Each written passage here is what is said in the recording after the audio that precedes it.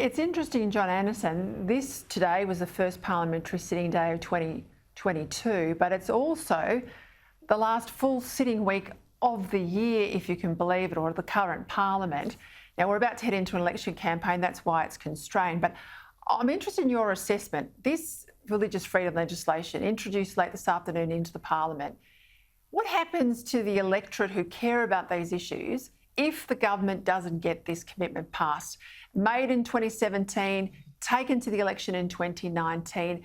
Will this leave them open to attack from Labor, or will people understand that they've at least tried? Look, I think there's a real issue there, because it's got to be remembered that at the micro level, the politics of this now, as you've alluded to, a previous, let's face it, progressive Prime Minister said religious freedom was more important than same-sex marriage, and he'd moved to protect it, set up an inquiry.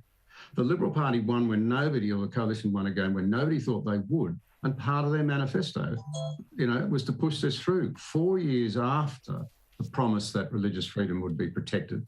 We can see why it's needed, because of the vexatious hits that are being made by people everywhere who want to delegitimise faith and people of faith. It's really quite concerning.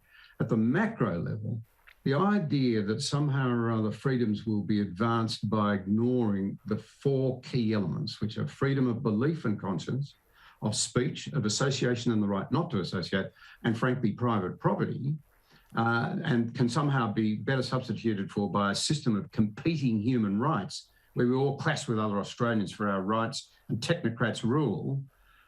It is beyond my imagination how people in the coalition at a senior level could not understand how bad that thinking is. And it's leading to, I think, more cynicism than ever in the community. Labor recognised it's got a problem with people of faith. It would be an astonishing thing if the coalition not only had a problem with people of faith, but was seen to walk away from very clear commitments.